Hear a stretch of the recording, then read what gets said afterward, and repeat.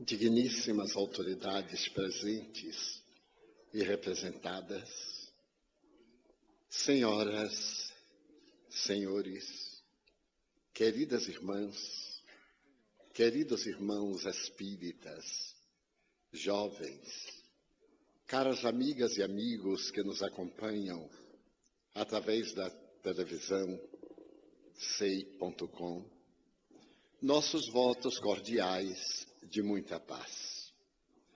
O Mahatma Mohandas Karamchand Gandhi estabeleceu como premissa do seu apostolado: se o único homem atingir a mais elevada qualidade de amor, isto será suficiente para neutralizar o ódio de milhões.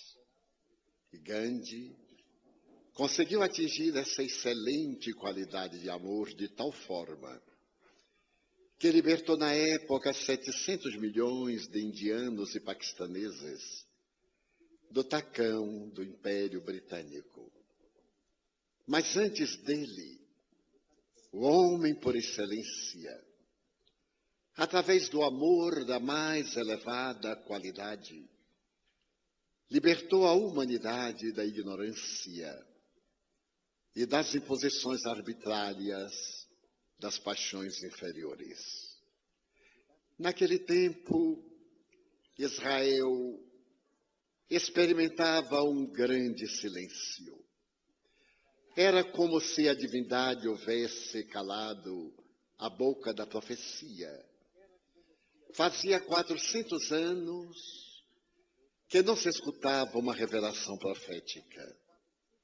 O Império Romano distendera suas garras poderosas sobre o mundo conhecido, e depois do fracasso do primeiro triunvirato e logo depois do segundo, o admirável Caio Júlio César Otávio tomou as rédeas do Império em quase fragmentação para poder reorganizar o mundo sob a batuta da dignidade. Otaviano, que daria o seu nome como Augusto ao século em que viveu, compreendeu que era necessário para que fosse forte o império que a dignidade estivesse presente no palácio imperial. E embora ele fosse um homem de complexão frágil, com o corpo marcado por várias enfermidades e dermatosas, adquiridas nas batalhas da Bitínia, o seu caráter rigoroso imprimiu uma nova ordem à humanidade. Até então, o templo da deusa Vitória estivera fechado somente uma vez, naqueles 640 anos. O que equivalia a dizer que Roma estava sempre em guerra. Mas no período de Otaviano, uma estranha paz caiu sobre a terra.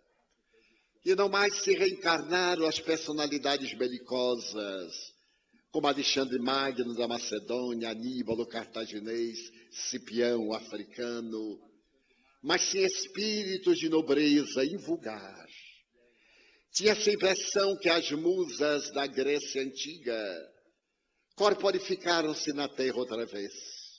E o Império apresentava na sua capital os grandes poetas estatuários, pensadores, que além de embelezarem Roma, iriam deixar um legado sublime para o porvir na cultura.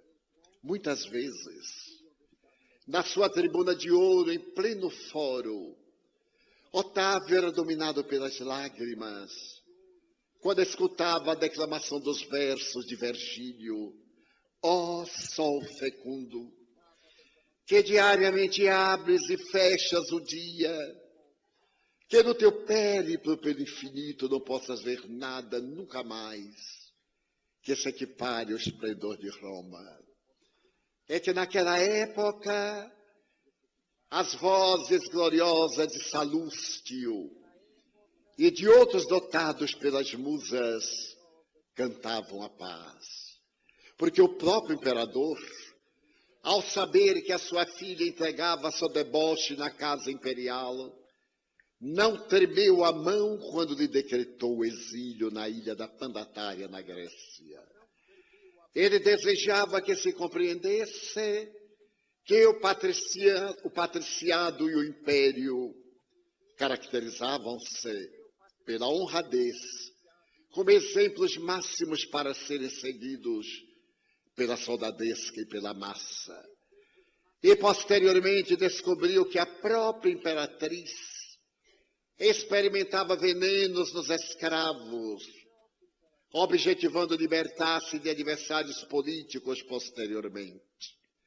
E foi com o mesmo rigor que manteve o comportamento nupcial, porém em câmaras separadas, para que ela compreendesse que de maneira nenhuma a sua governança deveria estar alicerçada no crime e na hediondez. E mais tarde, quando sua neta entregou-se a novos deboches, já idoso, Otaviano decretou-lhe um novo exílio, sem temer. E os historiadores interrogam o que se estava passando em Roma, o que acontecia em todo o império e naquela franja distante lá na Palestina. É que naquele período, os seres angélicos desciam à terra para tecer a túnica nupcial da humanidade para o grande consórcio com o sol de primeira grandeza, Jesus Cristo. Foi então que logo depois, durante o regime arbitrário de Herodes o Grande, um dos maiores assassinos da história israelita, que não era hebreu, era Asmoneu, odiado pelos judeus e odiando os judeus. Para poder sensibilizá-los, modificou o templo e mandou esculpir numa parede de mármore negra na entrada uma macieira em ouro maciço para glorificar Yahvé. Nesse período arbitrário daquele homem que mandara matar filhos para que ele não roubassem a coroa, e também mandou matar a sua própria esposa, a nobre princesa Asmonea, que ele havia dado a oportunidade da governança, ao saber que estava na terra o Messias anunciado. Teria decretado quase a mitológica tradição daquelas crianças menores de 2 anos intituladas na história bíblica como a morte dos inocentes, em cujo rio de sangue foi assassinado também o seu filho por um soldado embriagado. É nesse período paradoxal de tragédia e de grandeza que numa noite tranquila do mês de abril, entre os ventos suaves de Nisan, em que a terra israelita respira o doce perfume das rosas de Sharon, que numa gruta calcária de Judá, próxima de Jerusalém, nascerá aquele que será o exemplo do amor por excelência. Ninguém que se lhe compare. Ernesto Renan, o extraordinário imortal da Academia Francesa de Letras, agnóstico, terá a oportunidade de dizer que Jesus foi tão grande que o seu berço dividiu a história. Todos os vultos da humanidade tiveram lugar nas páginas da história da humanidade. Ele dividiu-a em antes e depois, para que os fatos fossem narrados de maneira especial, sendo ele o divisor das águas. E ao vir à terra, ele trouxe a mensagem excelente do amor, como dantes nunca ninguém se atrevera a apresentá-la na mesma grandeza estética e estésica. Se recordarmos, por exemplo, do Código de Hammurabi, uma das primeiras leis da humanidade cuja estela de pedra encontra-se no Museu Britânico em Londres. O amor não faz parte dos códigos legais do insigne imperador, que apresentava um código de justiça. Se recuarmos a Confúcio, Forri, Lao Tse, encontraremos as normas do equilíbrio da sociedade, mas nenhuma referência ao amor. Siddhartha Gautama, 540 anos antes dele, terá a oportunidade de referir-se à compaixão, ao caminho do meio, mas não exaltará o amor na grandeza transcendente que Jesus ofereceu à humanidade. Mesmo Moisés, ao legislar, atenuando a tragédia da lei de tal e qual, ou velha lei de Italião, ao apresentar o decálogo, mostra-nos o amor a Deus, temor. Quando Jesus vem para ratificar esse amor, através da abnegação e do sacrifício, tornando-se Ele próprio o exemplo máximo da entrega durante uma jornada em que a humanidade pôde respirar de paz, e inscrever nos anais da história a extraordinária sinfonia inacabada das bem-aventuranças. Ninguém jamais apresentou numa síntese de 12 itens um código de tanta harmonia como Jesus. Narra Mateus, no capítulo 5 das suas anotações, que ele abrindo a sua boca no monte, que era um monte qualquer, diante da paisagem indecente de Israel na Galileia, diante do mar piscoso, cujo volume de águas é menor do que o da Baía de Guanabara, ele cantou no pentagrama da humanidade e da natureza o hino de exaltação à vida, à dignidade, ao sacrifício e à pobreza. Bem-aventurados os pobres de espírito, neste mundo rico de paixões e de desídias. Bem-aventurados aqueles que têm sede de justiça e fome de paz, aqueles que são perseguidos em meu nome. Bem-aventurados todos os que sofrem. Era a exaltação da coragem, do self, desse ser profundo que é a criatura imortal. Porque até ele, herói, era aquele que matava.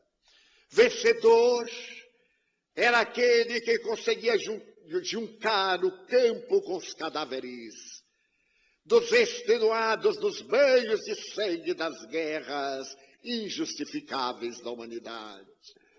Depois dele, vencedor é aquele que consegue superar-se a si mesmo, porque para vencer a outrem basta a calúnia.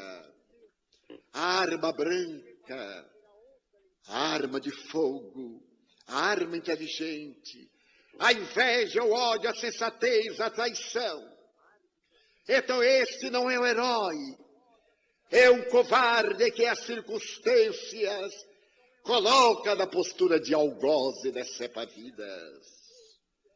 Realmente herói é aquele que tem a coragem de autoconhecer-se e atingir o estado pleno da autoconsciência que liberta. Jesus veio e modifica a estrutura total da terra, deixando como proposta única o amor a Deus e ao próximo como a si mesmo, para que a moderna psicoterapia inverta a ordem da propositura neste momento, quando a sociedade ulula e geme, chora e estorcega no oceano terrível das paixões dissolventes e nas angústias do vazio existencial. Autoamar-se, fazer a viagem interior para descobrir o seu Deus interno, ter a coragem de penetrar no país do si, para poder libertar-se do ego, e então fazer a junção do eixo ego-self, na plenitude da abnegação e da solidariedade. É necessário primeiro que o indivíduo auto-ame-se, libertando-se das subpersonalidades, resultado dos atavismos e dos arquétipos ancestrais, para poder amar-se. Porque aquele que se não ama, a ninguém ama. Projeta sua imagem, suas paixões, seus tormentos. Mas quando alguém se ama e conhece a própria debilidade, a sua fragilidade, seus limites, auto-perdoa-se, dá-se chance, logo ele ama o próximo. Porque ele compreende se lhe é tão difícil ser melhor. Não se atreve a exigir que outrem ultrapasse a barreira das suas possibilidades. É mais tolerante, mais compassivo, mais fraterno e então descobre-se amando. E ao constatar a ternura desse amor a outrem, que é a exteriorização do alto amor para o halo amor, ele ama a Deus. Na representação da vida, em quaisquer manifestações que se apresentem, seja esse Deus causa cáusica do universo, naturas de Baruch Spinoza, ou a inteligência suprema e a causa primeira do universo, como definido Allan Kardec, os espíritos imortais. Esse Deus que está fora e está dentro como o ar que se respira, entoando a glória da vida e respeitando-a.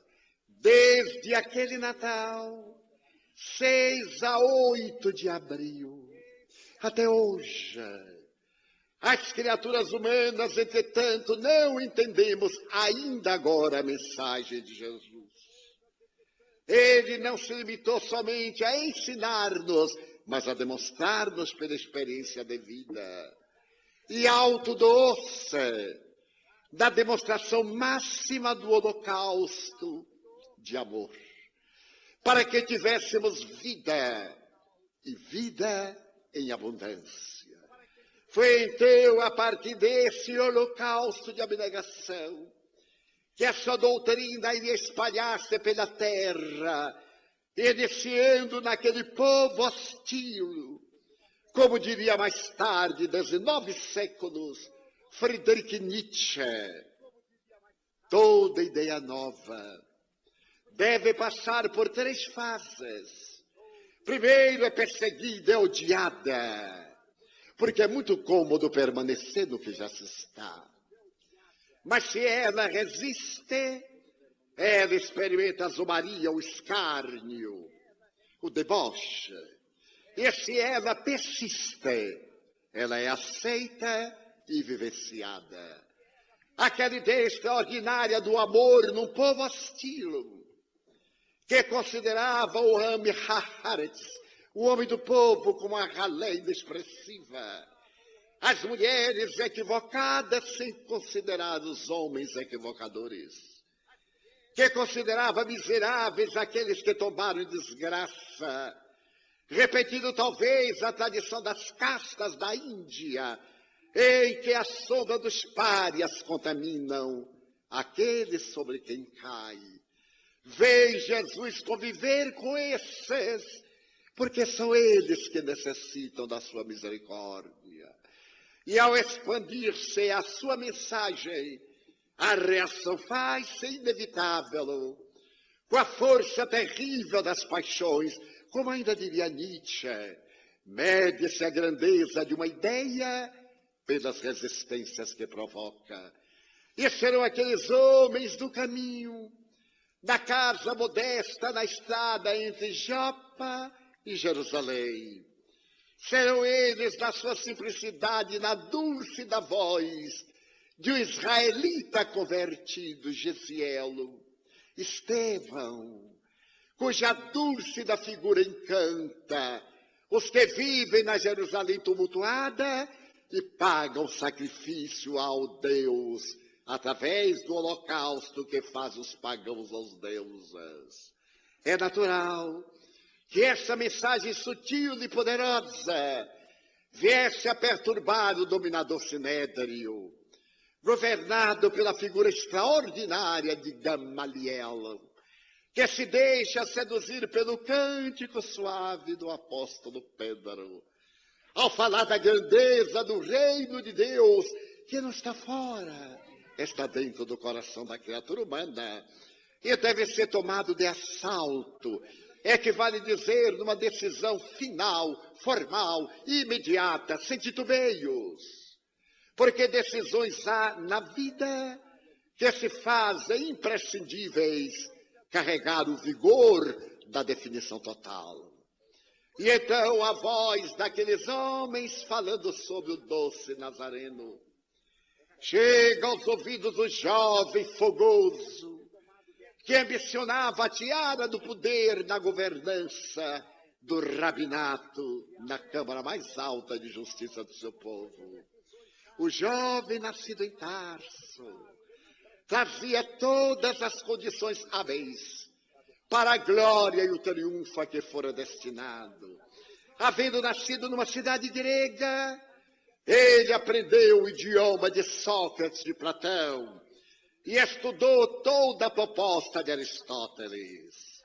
Conheceu de perto o sofisma do pai da filosofia, mas também as apresentações líricas do seu discípulo Platão. Ao aprender o grego, que era o idioma local, ele bebeu no lar, nas fontes generosas do mosaísmo, através dos pais generosos, a tradição da raça. E é claro que o hebraico fazia parte da sua vida.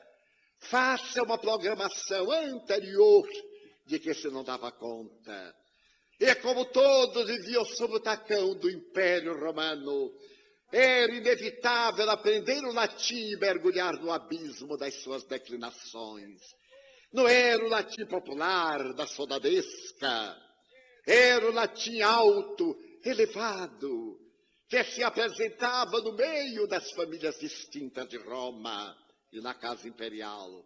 E Saulo de Tarso vai um dia escutar as narrações a respeito desse profeta, que se permitiu crucificar entre dois bandidos, em uma ironia totalmente inversa à esperança de Israel, que desejava um Messias forte que cavalgasse o ginete da guerra e que submetesse o mundo ao tacão da sua vaidade. Mas ele veio doce como perfume de nardo, penetrante como azeite fino e suave como doce amanhecer. Não poderia ser recebido. A sociedade terrestre ainda hoje fascina-se com a glória, com a ilusão, com o poder, a prepotência, a demagogia. Ainda não há lugar para Jesus, embora tenha estado conosco nesses 2000 anos. E era natural que o jovem rabino antes escutasse a palavra autorizada do seu mestre, que lhe pondera: Saulo, se esses homens trabalham em nome de Deus, nada se lhes pode obstar a marcha. Mas se não trabalha, não é necessário fazer-lhes nada, porque não tendo a proteção de Deus, não sobreviverão. Mas o orgulho de raça, a juventude, os aplausos, as ilusões e as quimeras, o noivado com uma jovem israelita de beleza ímpar, intocada, em uma casinha modesta de rosais sempre abertos em flor, faz que o rabino audacioso vá à casa modesta da estrada que liga Jerusalém ao porto de Jopa. E ali ele ouve a palavra dúlcida, amiga eterna de Estevão, que canta a musicalidade sublime do amor e da sublimação, a musicalidade da redenção da criatura através do sacrifício, da dedicação total. Jesus veio para que o seguíssemos. A sua jornada havia deixado pegadas luminosas na terra como setas, apontando o rumo da plenitude e da autoiluminação. E ao escutar a voz canora do jovem, a inveja, o orgulho ferido, o ego exacerbado, seus feridos, ele desafia para o debate na tribuna onde brilharam inúmeras vezes em pleno status do sinédrio. Estevão declina. Ele não pretende converter a ninguém, porque a nossa proposta não é trazer adeptos, é trabalhar pela transformação moral daqueles que nos ouvem. A doutrina de Jesus não fez uma facção. Ela é fundamental para todos os grupamentos, tornando-os uma unidade no amor. Mas porque não podia fugir ao desafio e ao repto, o jovem israelita vai enfrentar o adversário que o detesta à primeira vista, e o debate é perverso, porque se caracteriza pela pompa, tentando humilhar aquele que modestamente se apresenta, hábil na arte do sofisma de Sócrates, e muito mais hábil ainda no jogo farisaico das paixões. Ele tenta diminuir o brilho da verdade como se esta necessitasse de qualquer claridade para brilhar. A verdade é uma estrela. Ela possui o brilho indispensável para fulgurar na escuridão. E porque não pudesse vencer através da argumentação, vence através da agressividade. É sempre atitude covarde. Nem podendo vencer as ideias, mata o idealista. E à medida em que o idealista perde, o ideal ganha. Dirá um dia a viúva de Martin Luther King Jr., depois do assassinato do meu marido, a não violência tomou conta da América. Foi necessário que ele fosse assassinado no motel de Lorraine, quando foi atender a uma greve dos lixeiros da cidade, para que se acreditasse que a única maneira de vencer o mal é através do bem. A maior técnica para o revide é o perdão, por mais difícil de ser entendido. O inimigo não merece o apodo, merece a compaixão, porque ele é infeliz, é psicopata. Ele é o fruto espúrio de uma sociedade doente.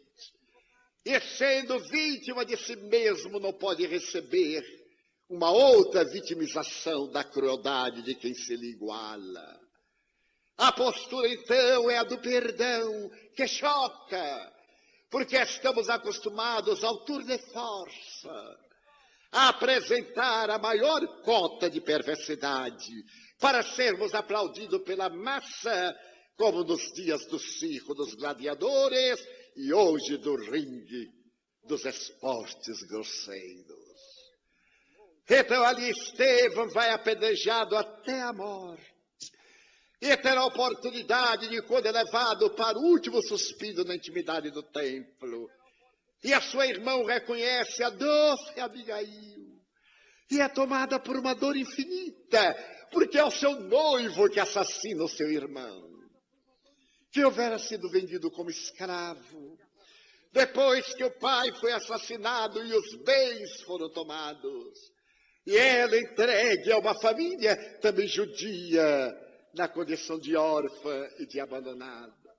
É ali naquele momento que ele sorri e lhe diz com ternura: Saulo defende com grande ardor Moisés, mas um dia ele será tocado por Jesus e defenderá com o mesmo entusiasmo Marte da cruz.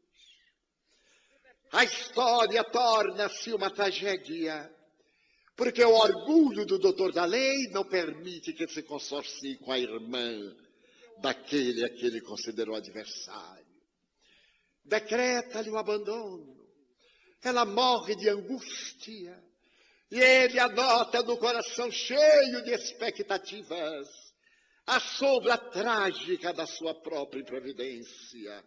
E agora, dominado pela cólera, decreta a matança dos inimigos, o exílio daqueles que não abdicam de Jesus, manda encarcerar o apóstolo Pedro e parte da ceia vigorosa para destruir em torno de Israel aqueles que seguem as pegadas luminosas do homem todo amor. E é dessa viagem, quando se aproxima das portas de Damasco, que o ardoroso Saulo de Tarso e a elite dos nobres que o acompanham, dos vassalos e dos escravos, são objeto de um fenômeno ímpar na história da humanidade. Subitamente, na ardência do sol, uma luz mais iridescente do que a do astro-rei cinge a claridade do dia. O animal refuga e o nobre tomba. E o ser de transcendente beleza canta numa voz intracraniana do homem ajoelhado ante a expectação dos companheiros que nada percebem. Saulo, Saulo, por que me persegues? Quem sois vós, Senhor? Eu sou Jesus, aquele a que persegues. É o diálogo mais incomum da história da filosofia. Porque aquele algoz não faz qualquer outra interrogação senão a entrega total. Senhor, que queres que eu faça? É o servo que reconhece o amo. É o escravo que identifica o Senhor. É o antigo amigo que é perdido no abismo. Ergue-se ao planalto da esperança e identifica a sua glória.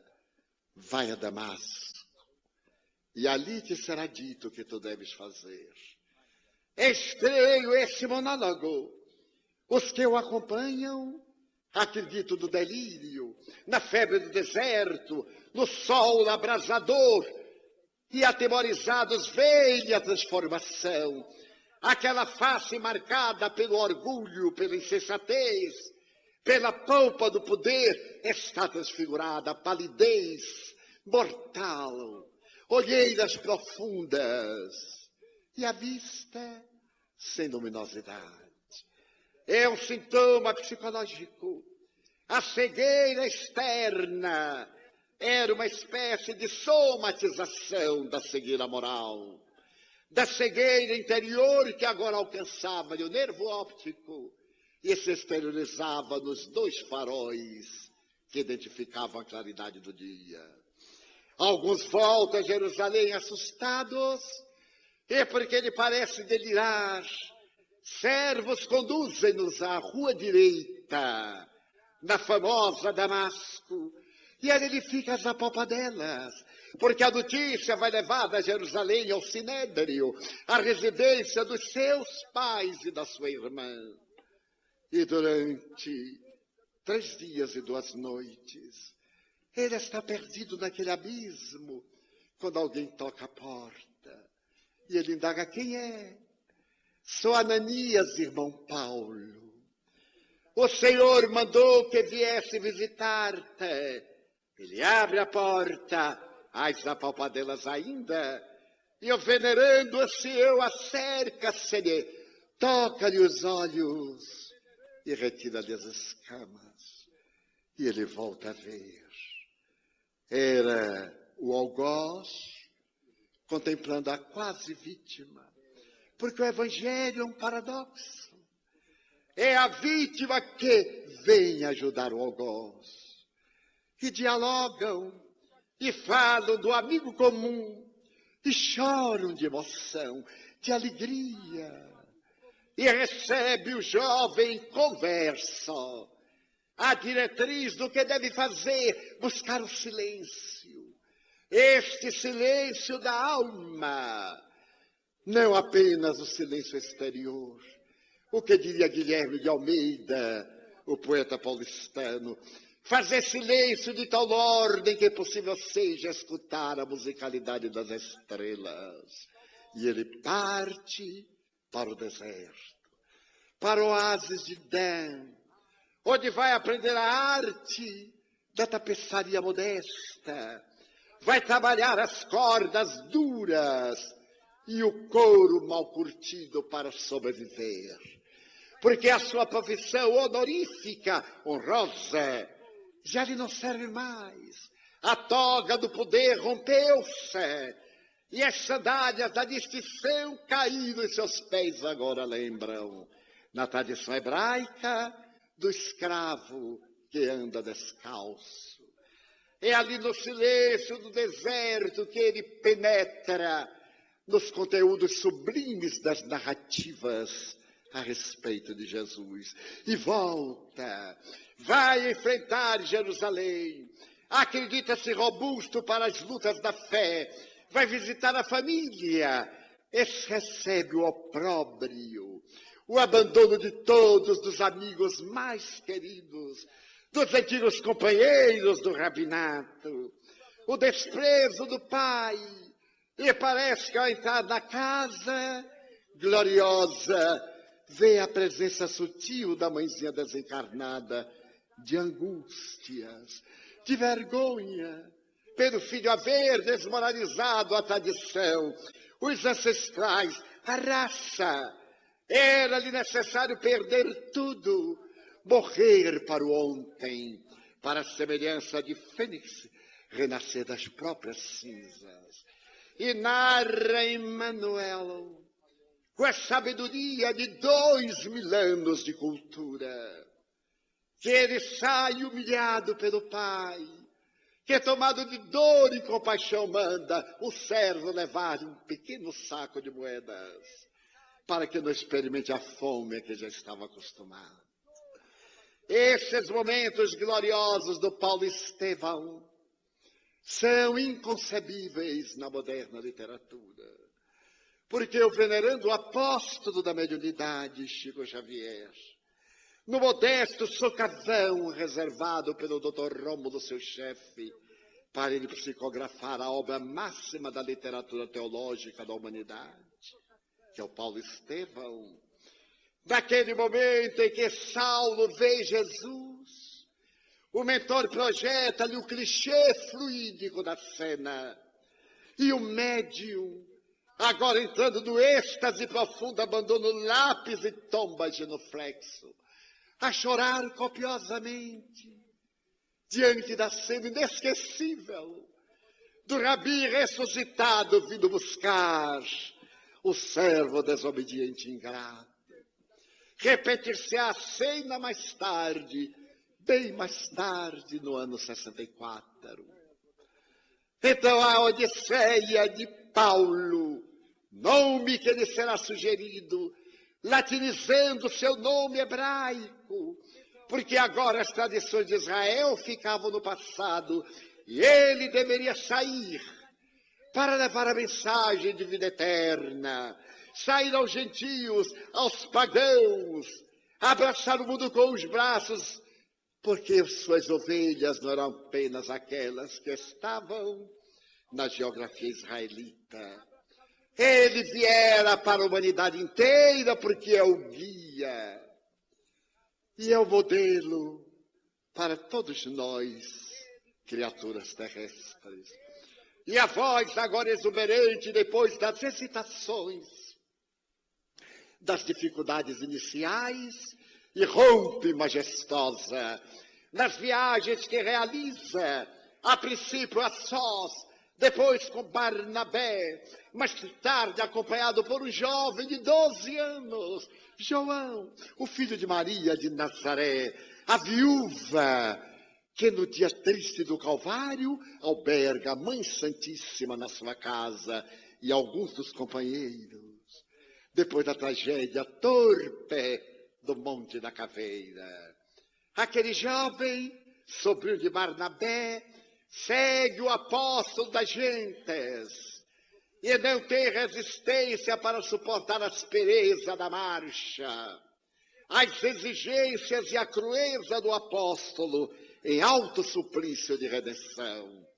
E então o dia pede-lhe para voltar a casa, e ele libera, e diz ao jovem, volta, mas não te esqueças que Deus tem pressa, que a mensagem do seu filho alcance o maior número de corações. E prossegue nas suas viagens, atravessa as grandes ilhas da Grécia, Troade, Neapafos, Corinto, a gloriosa Corinto, donde se dá um salto na direção de Roma, e lentamente começa a sonhar com Atenas, Atenas dos gestos grandiosos do passado, e vai levar Jesus, mas ele estava maltrapilho, a face marcada pelas pedradas das lapidações. Quantas vezes morreu sem morrer, no poste do sacrifício, porque não podiam matar a ideia, então vamos matar o idealista, como ele fez com Estevão. Mas não estava no pleno do Senhor que ele abandonasse a indumentária terrestre. E ele prossegue, as chibatadas que lhe leiam o corpo, 43 chibatadas, quase colocando a morte com os ombros desnudos, quando ele tem o primeiro êxtase. E sente-se fora do corpo, em uma região alcandorada de luz. E então, novamente, ele experimenta a dúlcida voz do Mestre. Ninguém como Paulo. Em Corinto, ele vai sustentar a igreja. Depois vai para Atenas. E ali rasgado no meio da rua, na praça do mercado, ele fala de um rei. Um rei glorioso. E as gargalhadas de mofa apresenta o embaixador do rei. Se o embaixador estava naquele estado deplorável, que rei seria esse? Até que alguém se compadece e propõe-lhe que tem a oportunidade de falar no grande santuário, onde são debatidos os problemas da cidade. Os oradores são apresentados ao público, onde a cultura vazia, e diz Emmanuel, já não era aquela Atenas do passado. A grandiosidade da filosofia havia decaído. Os grandes mestres agora eram pedagogos das famílias ricas de Roma. E havia um arremedo de filosofia, mais presunção do que sabedoria. E então ele vai, e no imenso auditório, ele apresenta Jesus, mas de uma forma gloriosa. Vós tendes deuses, e o Deus sem nome. O riso toma conta da vaidade dos homens togados. Mas veio à terra alguém, em nome desse Deus glorioso, que foi levado à cruz pela intolerância, e ao terceiro dia ressuscitou.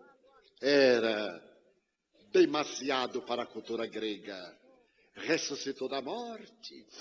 Era o período do hedonismo, da cultura apresentada pela tradição do prazer, do ter para gozar. Era o pensamento predominante da Atenas decadente. E as gargalhadas começaram entre os mais nobres até a ralé. E quando ele se deu conta, o auditório estava vazio. Apenas com 2 pessoas, uma serva que morava longe e o representante do prefeito da cidade. Então ele tem agora o seu primeiro desgaste, o seu fracasso, aquela voz alcandorada em grego antigo falando, não conseguir aprender a atenção por 10 minutos da decadente cultura grega. Cabisbaixo, ele sai e chora. Ali mesmo, nos arredores, entre as pedras que se vão acumulando, e pergunta em que falhei, porque não tive a honra de apresentar Jesus a Atenas. E é nesse estado de angústia que a noiva querida desencarnada se lhe apresenta. E ele propõe 4 verbos que deverei fazer para levar a mensagem do Mestre adiante. Amar. O amor tem preferência. Como ter forças para suportar o desânimo? Trabalhar. E lentamente ele vai apresentando as suas dúvidas e a resposta sintética, culminando o que fazer diante das perseguições imensas? Perdoar. Esta proposta em 4 palavras será por ele seguida, e depois do desânimo em Atenas, ele recupera a coragem e vai a Roma. Ele encandece as almas e o seu verbo ateia o incêndio dos corações que estão carregados de combustível e faltava apenas a faísca para torná-los flamas. Este é o Paulo, graças a quem nós somos cristãos. Não tivesse ele tido a coragem de sair pelo mundo de então, e ele esteve pelo Mar Jônico, pelo Mar Egeu, pelo Tirreno, pelo Mediterrâneo, levando a palavra dúlcida do Mestre e exemplificando-a nos quadrantes do mundo conhecido, e a mensagem teria ficado estrangulada no farisaísmo, no pequeno burgo de Israel, na Ásia Menor. Será esse gigante que vai levar a mensagem a toda parte das suas viagens incomparáveis, a pé, no lombo dos camelos, preso e açoitado nas embarcações para ir a Roma e apresentar-se a Nero e a Popeia na Domus Áurea e fazer o filho de Agripina covarde tremer nas raízes ante a coragem daquele homem. Nero teria que matá-lo. Este é o raciocínio dos fracos, esquecidos que eles também vão morrer, qual aconteceu ao nefando ditador, que sequer teve a coragem, segundo os clássicos, de suicidar-se, colocando-se diante de uma espada e pedindo ao soldado que a cravasse nele, dizendo que o mundo estava perdendo um grande artista, o artista da simulação, da crueldade, da falta de interesse moral, que levaram seu mestre estoico Sêneca ao próprio suicídio. Então, esse homem incomparável, que sensibiliza a Popeia, a devassa, vai pregar nas catacumbas, até que as tropas de Tigelinos, o servo do servo Nero, levam Couto, venerando o apóstolo, para a prisão marmetina. E ali naquele abismo de um poço de pedras, os dois preparam-se para a imortalidade. Em uma noite terrível, os legionários vêm buscá-los para silenciá-los no corpo. Um deles vai para os pântanos vaticanos, na época, e o outro para as águas salvianas. O mais idoso era então 64 da nossa era. É plantado numa cruz. E segundo a tradição, implora aos algozes: não me ponham como ele, eu não mereço. Eu neguei 3 vezes, plantem-me de cabeça para baixo. E teria sido assim, conforme relatos históricos, que o velho pescador viajou na direção do reino dos céus. E nas águas salvianas, quando vai, o dia manchando a noite, com as suas claridades diamantinas suaves, aquele homem quebrado, envelhecido mais do que a idade física, está ajoelhado, o soldado ergue a espada e treme de medo e de vergonha. Ele olha e diz: soldado, cumpre com teu dever. Eu já cumpri com o meu. O alfange desce, mas a mão trêmula do soldado não lhe decepa a cabeça da primeira vez e o segundo golpe faz rolar a cabeça no abismo. Ele sente o tronco cair e algo aturdido sai do corpo ensanguentado. Acerca-se-lhe aquele mesmo gentil Ananias e abre-lhe por segunda vez os olhos da alma. E ele vê, nessa madrugada incomum, aquela mesma luz gloriosa da estrada de Damasco. Porém, é Jesus, assessorado à direita por Estevão, a quem ele matou, e à esquerda, na doçura do coração, pela noivinha inolvidável, Saulo, Paulo. Já atravessaste a porta estreita. No meu reino tem o mesmo lugar a vítima e o algoz. Estevão, que havia ficado com ele em espírito, sorri. O mestre afaga-o. E, por certo, naquela noite, um relâmpago deve ter cortado a trevadeira do céu de Roma. E uma nova estrela esculpiu-se numa constelação.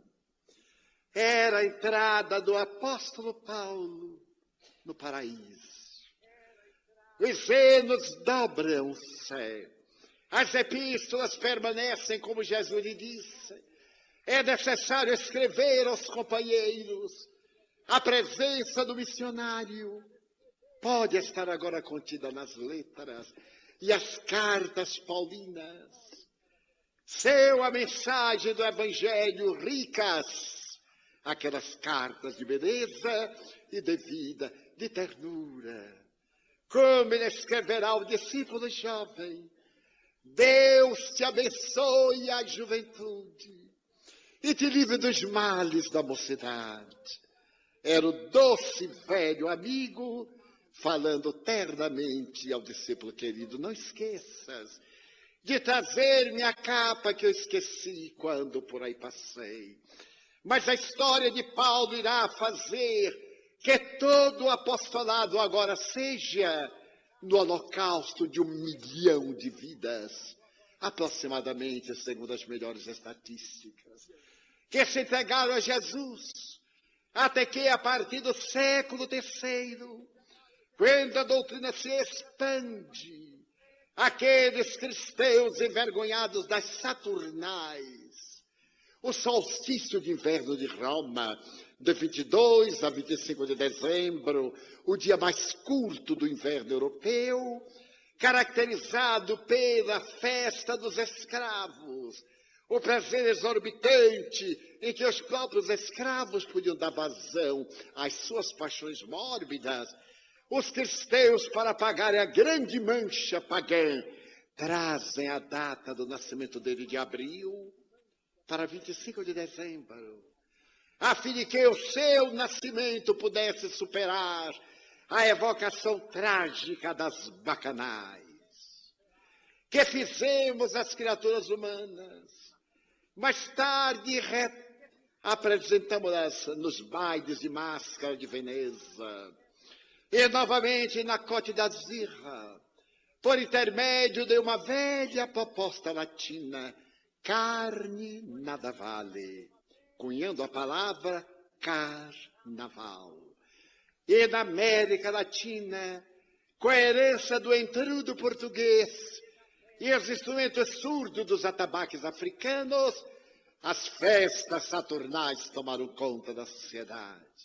E o carnaval no Brasil, na Colômbia e hoje em diversas partes do mundo, levado pela nossa cultura de raça tríplice, portuguesa, indígena e africana, veio substituir a decadência moral daqueles dias hórridos de Roma que os ingênuos cristãos desejaram apagar. A trajetória do apóstolo Paulo ainda é a trajetória desses dias. Ainda é necessário que a mensagem de Jesus seja levada aos diferentes rincões da terra. É certo que os meios não são mais os mesmos, graças à comunicação em massa, à comunicação virtual, graças aos recursos da cibernética, da aldeia global, da velocidade das comunicações e das viagens, a palavra gloriosa do Mestre é ressuscitada, porque ele, sabendo que nunca lhe seríamos fiéis, prometeu o Consolador, que se encarregaria de restaurar os seus ensinamentos. Eu rogarei a meu Pai, e ele vos mandará o Espírito de verdade, que o mundo não conhece hoje, que repetirá as minhas lições, que dir-vos-á coisas novas, que agora não podeis suportar. E do século XIX, como sabemos, veio o Espiritismo, ressuscitar o cristianismo, trazer de volta agora o amor na feição da caridade. Essa caridade que liberta da miséria, a caridade que promove o indivíduo, a caridade que ilumina, que conduz a criatura ao apogeu do seu self, em detrimento do ego esmagador e perverso. E para poder essa mensagem chegar ao seu cume, estamos ainda vivendo a atualidade do trabalho de Paulo, sendo necessário que as nossas vozes ecoem na acústica dos corações, trazendo a palavra dos imortais, como também ele, os fenômenos mediúnicos. Ele conseguia curar, e era tão poderosa a sua força curativa, que os lenços e os panos que usava eram levados aos doentes e as enfermidades fugiam.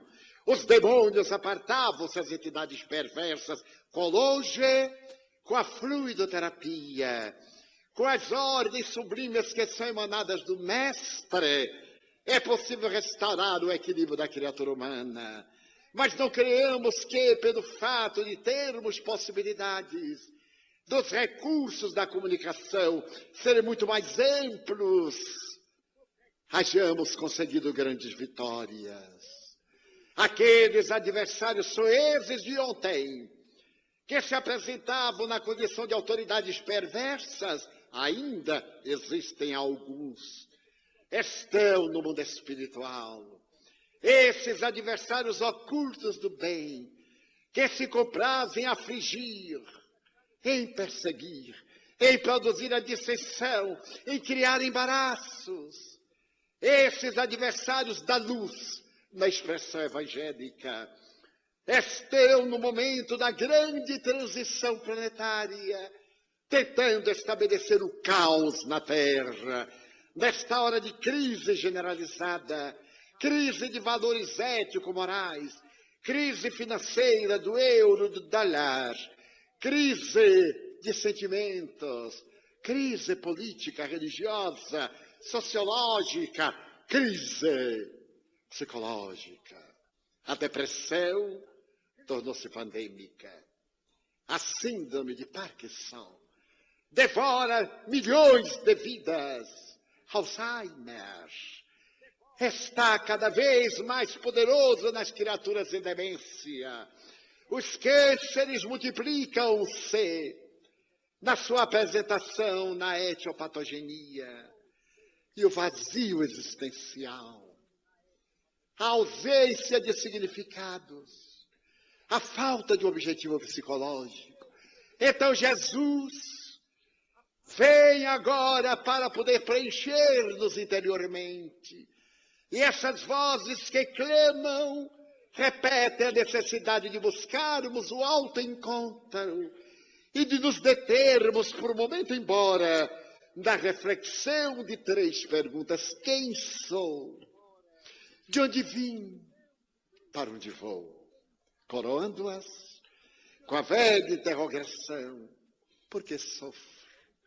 O notável psicoterapeuta italiano Piero Ferrucci, discípulo de Roberto Assagioli, apresenta a necessidade de restaurarmos a gentileza, que, em outras palavras, é a solidariedade, de restaurarmos a bondade, a fidelidade, a coerência, Quando perguntaram ao Dalai Lama qual é a sua religião, a gentileza.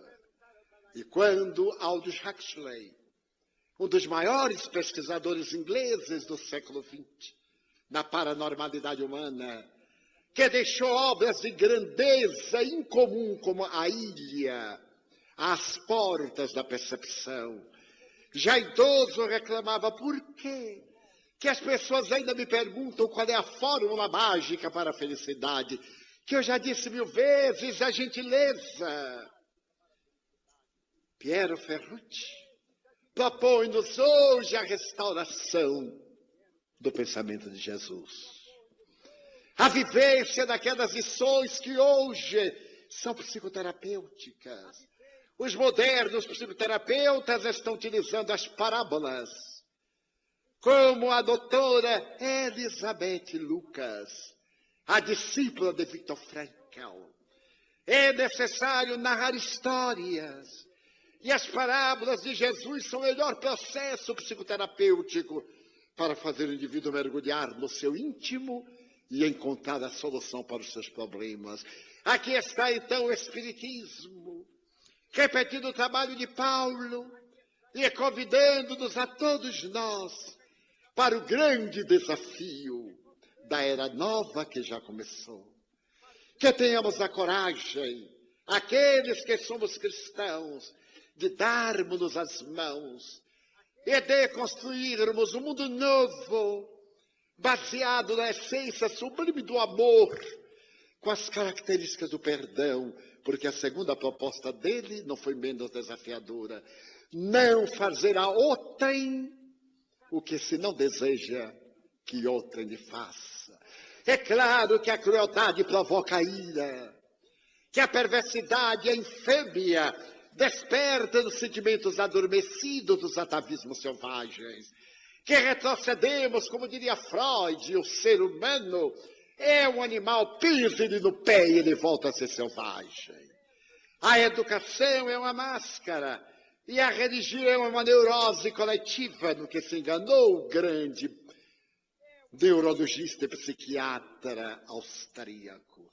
A religião é o desafio do indivíduo para esmagar a libido das suas paixões e encontrar a plenitude no reino da consciência, através do superconsciente, penetrando no indivíduo pela inspiração. E aqueles que ainda não conhecem Jesus, que se permitam a oportunidade de lê-lo, como disse Gandhi, os cristãos têm uma Bíblia de 400 páginas e matam-se uns aos outros. Eu li apenas o Sermão da Montanha e bastou-me 12 linhas. E disse mais: se todos os livros do mundo desaparecessem e ficasse apenas as bem-aventuranças, elas seriam suficientes para preencher o vazio existencial. Estamos numa hora muito grave e é necessário que tenhamos a coragem de parar para pensar. Não irmos atropelando-nos e somando conflitos e frustrações até tombarmos no tédio ou na loucura. Que tenhamos a coragem de parar e murmurar docemente o nome desse estoico da cruz. Até então, a cruz, utilizada pelos romanos como a melhor técnica de indignificar as criaturas, de origem fenícia, ele transformou de um instrumento de vergonha em um instrumento de grandiosidade. Os braços da cruz como 2 asas. E diz Emmanuel, a haste central da cruz é um punhal cravado no seio da terra. E tombado ele estava de pé, para desferir o voo na direção do infinito. Então aqueles que temos sede de justiça, que anelamos pela paz, que temos fome de amor, que somos pobres no espírito da avareza, do orgulho, da perversidade, e ricos de esperança, que tenhamos a coragem de dizer: Senhor, eu gostaria de ser uma via láctea de estrelas, para que as noites da terra fossem mais belas. Mas na minha pequenez, eu te digo desta vez, se eu não puder ser um sendal de astros, permite-me ser um pirilampo em a noite escura, iluminando a agrura de quem jornadeia na solidão. Eu desejaria ser uma chuva generosa, que tombando sobre a terra porosa, reverdecesse o chão. Mas se eu não lograr, eu te quero rogar, para ser um copo com água fria, matando a sede e a agonia de alguém em desesperação. Eu desejaria ser o jardim de flores de todas as cores, para embelezar a terra, mas na pobreza que minha alma encerra, se eu não puder ser o jardim, permite-me ser uma rosa solitária, na frincha da rocha, colocando beleza no altar da natureza. Eu desejaria, Senhor, ser um trigal maduro, para de pão repletar a mesa da humanidade. Mas na minha fragilidade, não podendo lograr, deixa-me ser um grão, que caído no chão, multiplique-se no milhão e enriqueça de pão a mesa da humanidade. Senhor, eu desejaria ser a montanha altaneira, que levasse a humanidade inteira à visão gloriosa da terra. Mas na dor que me se encerra, se eu não puder lograr, eu vou rogar para ser uma pedra pavimentando o chão, por onde os heróis alcancem o seu fanal. Eu desejaria ser uma árvore generosa, projetando sombra no chão, mas não vou conseguir. Então permite-me edificar, para quando alguém vier e por mim passar, eu lhe possa inquirir: quem és tu? Aonde vais? E se ele me interrogar: e tu, quem és? Sou teu irmão, dá-me tua mão. Sou teu amigo, irei contigo, e lado a lado eu possa dizer: Senhor, eu desejaria ser poeta, orador, artista, cantor, para apresentar a grandeza da tua palavra. Faltam-me, porém, o êxtaro, a magia, a musicalidade, a poesia. Então, deixa-me apenas dizer: muito obrigado, porque nasci. Muito obrigado, porque creio em ti, pelo teu amor. Obrigado, Senhor, pela sua atenção. Muito obrigado, senhores.